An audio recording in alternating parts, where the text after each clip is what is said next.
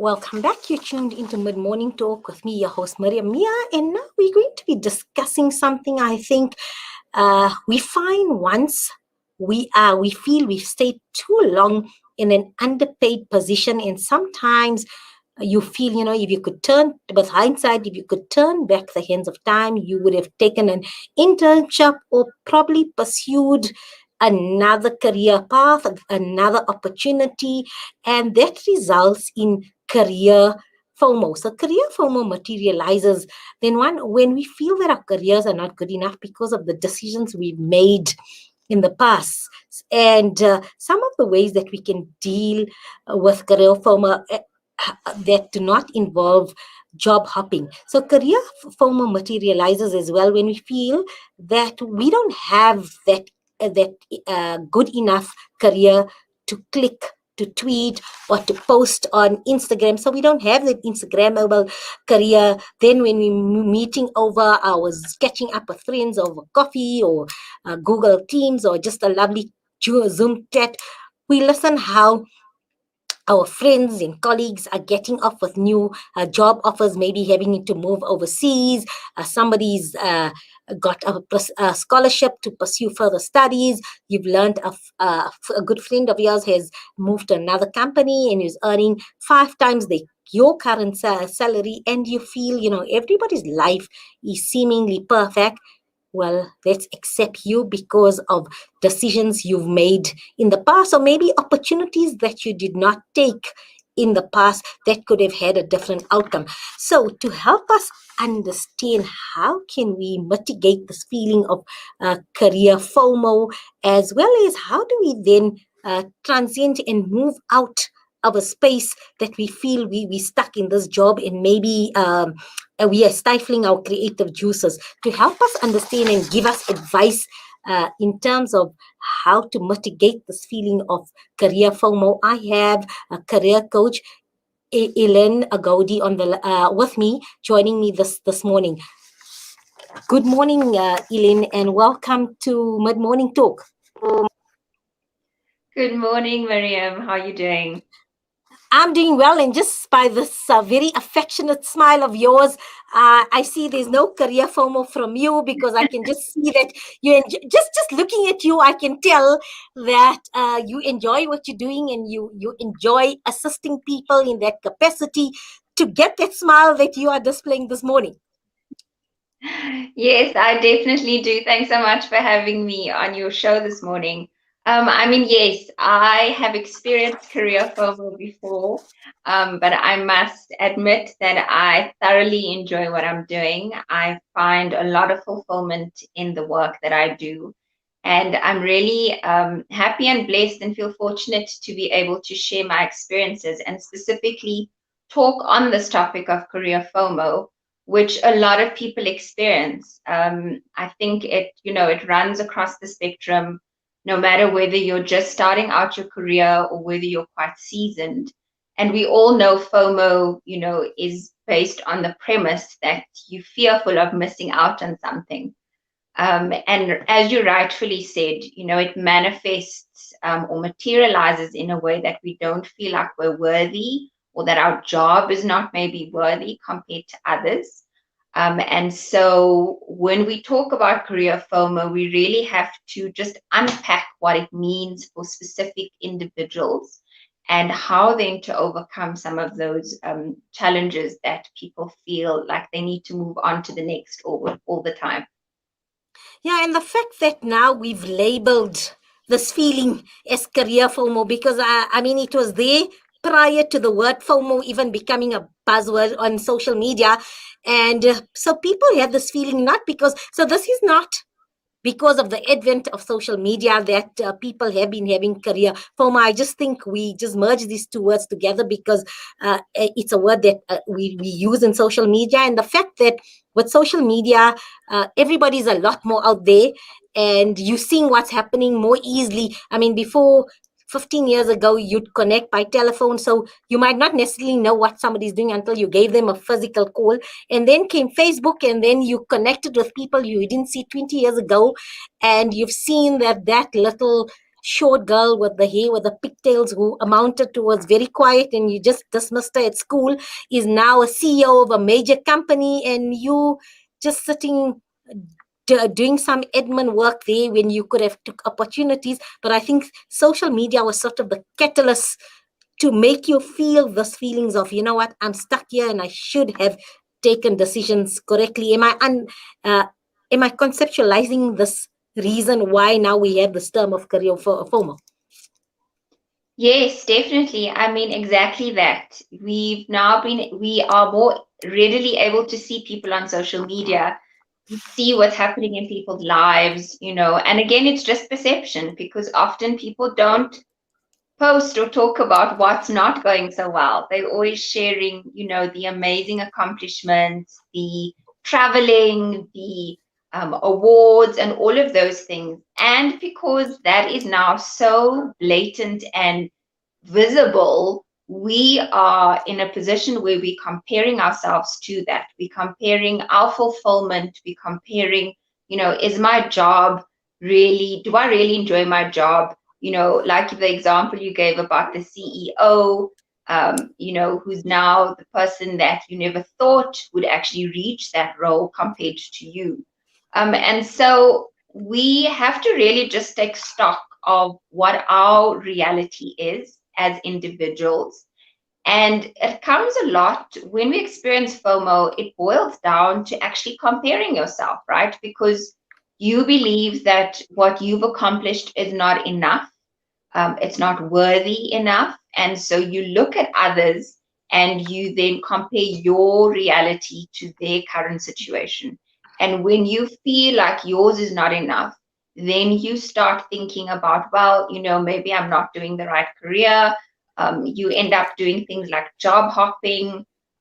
You often see it in entrepreneurship, for instance, where people are always moving from one career, one business to the next because of FOMO, because it looks like the grass is greener on the other side.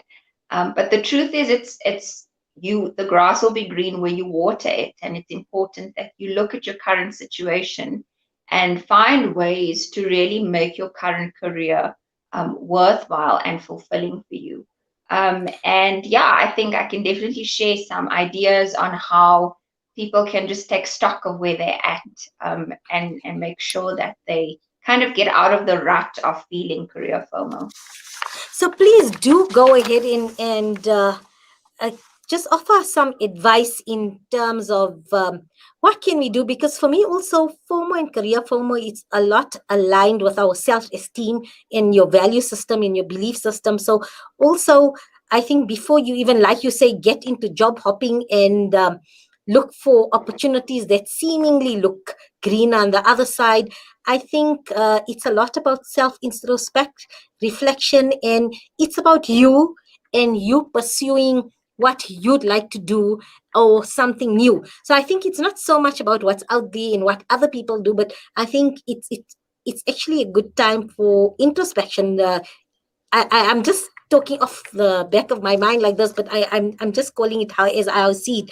Am I correct in my assessment with this? If we going to then, are we going to offer advice, or we need to then introspect before we make really drastic career changes? Definitely, Miriam. I mean, you are spot on. That's exactly what it is. It's about defining what are the things that are important to you. What is important to you in a job? When you look at somebody who's a CEO, for instance, and you think, gosh, I should have taken that management development course, I should have studied something different. When you compare your current role to that position, what is it about that role that you think or that you believe will be more fulfilling for you? And that's the basis from then which to work. Then the important thing is define what it is that you feel like you're missing out on. So when you look at that CEO role, what do you feel like you're missing out on? Do you feel like you're missing out on, um, networking at a high level? Do you feel like you're missing out on the big salary? What are the things that you're missing out on? Define that specifically for you. Because, like you said, it's about you and what's important to you, your value system. your self-esteem and not basing it on what society deems as an amazing career. Also, figure out what fulfills you about your current role, right? Because often we forget that we are in a role that in some shape or form is actually fulfilling to us. Because if we were not feeling that way, we would not have considered taking up that position. So take stock. What are the things that are currently fulfilling for you? And then other practical tips include find out what are the activities that actually make you happy, right? We often find that when you're in a job, your creativity is stifled because your job is perhaps not giving you the opportunity to express your creative talents and your creative interests. So figure out what are the things that interest you, what allows you to give expression to your creativity, and then do those things. You don't have to change a job to do that. You don't have to leave your current job to do that. I'll give you an example. For me, one of my creative interests is classical music. So I listen to classical music quite often. I used to play the piano. I had a piano at home. So I didn't have to change careers to do that. I could just explore that as an option. Another thing is find a side gig. Sometimes the example I gave about entrepreneurship is that sometimes the reason you're feeling FOMO is, again, you're not giving expression to that self, to that part of yourself that actually has a bit of an entrepreneurial ambition.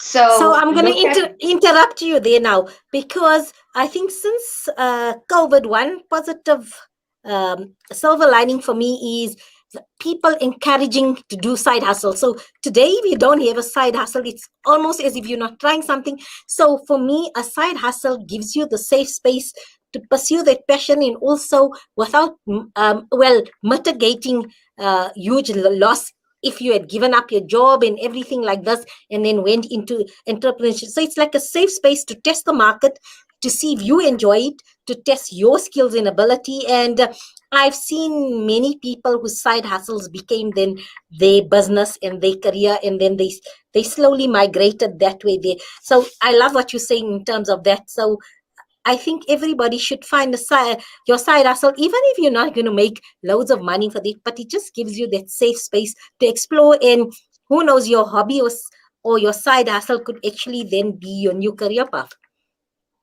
Definitely, Miriam. And to add on that, something else that people often don't look into as part of fulfilling this, getting over this career FOMO is volunteering.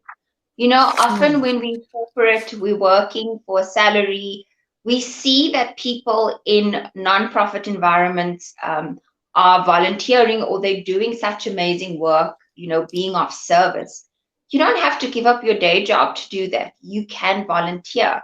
You can give voice to that part of you that wants to be of service to others, and find an association or a business, an NGO or another place that is really close to you, that you feel is you can contribute to a bigger cause, and do that volunteering. You don't have to leave your job to do that. So A lot Ellen, of let me tell organizations.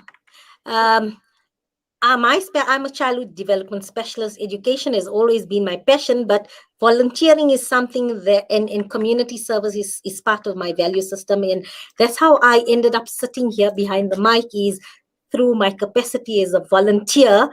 And I was volunteering, and then slowly I got into this radio space where I was volunteering an educational show, and then came lockdown, and they seen value in me in terms of hosting a show. And I was very nervous, and I said, if you ask me anything education related and psychology related, I can wax vertical and hold conversations and connect with people. Hence, I can connect with somebody like yourself, because I also offer career advice to students. So I can hold my own. And then I said, but I'm going to be talking about a myriad of topics and different people and engaging with people. And I don't know if I have the capacity of skill base. And, it's only a year that I'm hosting my own show, but I'm so loving, because every day I'm learning new things about myself, and I didn't realize my ability to question or interview people until I got here. So, yes, for me, volunteering opened up this whole new wonderful world of broadcasting and being here in humanitarian journalism on this platform. So, you're so right about the value of volunteering. Yeah, I mean, I can relate to that also just on a personal level. I do so much work with youth. I'm currently volunteering as a coach, a parent coach for an organization based in El Dorado Park that works with people with disabilities. I do other stuff. So again, I didn't have to leave my career to do that, right? I'm still giving voice to that part of me that wants to be of service. And then another last tip I can give is network with people who are in the positions that you aspire to be in. Find out from them, what is it that they're doing? What's their job about? Because often, as I said earlier, you see the good parts of the career, right? Or the job. And that's actually what you see as being the truth for that position. But that's not always the truth. So meet up with those people, do interviews with them, find out what it is that they do on a day-to-day basis. And when you compare that to what's important to you in a job, you may find that that's actually not the career you want. But you very often are unable to get that real detail because you have a perception of what the job or that career is about. And I think it's just important, again, create opportunities for yourself in your current organization. Are there opportunities for job shadowing? Are there opportunities to be temporarily transferred to another, department that you might be interested in? But do the work that you believe is going to give you the opportunity to get exposure to those other careers without having to job hop. But very importantly, if after doing all of these things, you still find that, you can't get rid of this nagging feeling, there is something that is missing for you in your career, then my recommendation would be to consider getting in touch with a career coach or career specialist or somebody else who can then help you define what it is that you actually want to be doing and then give you the tools and the practices and the things that you need to help you get to from where you are now to where you want to be. But the grass is not always greener on the other side. I No, think and very it's so often. important you mentioned to get that support from a professional, because for me, when I engage with people, sometimes the underlying issue is not even wanting to change your career. You have other issues that you have not dealt with, you have not confronted. You need some sort of release, and sometimes I feel you feel you're stuck, but you actually not stuck in this career. It's just your mindset, and you, because of a past trauma that's holding you back. So you could actually flourish in your current position and make waves here, but it's other trauma, and that's why a specialist like yourself is so helpful, because in terms of you train to ask the right questions, get people to introspect, understand themselves, and actually see where is this FOMO emanating from and what is it. So I'm glad you said while you there are tips there, but if you really feel that this is overwhelming you and it's taking most part of your day and it's affecting your reality and how you perceive situations, then really it's good to then invest in yourself and seek help from a professional. Definitely, Miriam. I mean, you've indicated that you also speak with a lot of young people in this space, and it's so true. The mindset, the work environment is sometimes, toxic. That maybe you feel like you're not fulfilled in your career, but maybe you just need to keep doing what you're doing in a different environment. So all of those things contribute. And when you get down to it, it's about being brave to have those conversations and do those, self-awareness assessments to know exactly what it is that you feel like you're lacking, and then find out ways to bridge those gaps that you're currently experiencing in your career. Thank you for this fascinating conversation. I just so Enjoyed connecting with you. You feel that connection and that kindred spirit, because when I think in like-minded people on the same page in terms of understanding things, it just makes a great conversation. And hopefully, all of you out there that are feeling even the slightest career for FOMO, we hope this has helped in terms of giving you counsel and advice and empowering you, because this is what this whole segment is about: education and empowerment. And thanks so much for joining us here and giving us I think sound advice and counsel. And go well. Good morning. Thank you so much, Miriam. I had so much fun speaking with you. I look forward to engaging again in the future. Absolutely. We're going to take a short break, and thereafter we're going to discuss the human rights report in Limpopo schools that has left the Human Rights Commission shocks after hearing about bullying incidents at Limpopo schools. All this after the break, only on Mid Morning Talk here on Salam Media.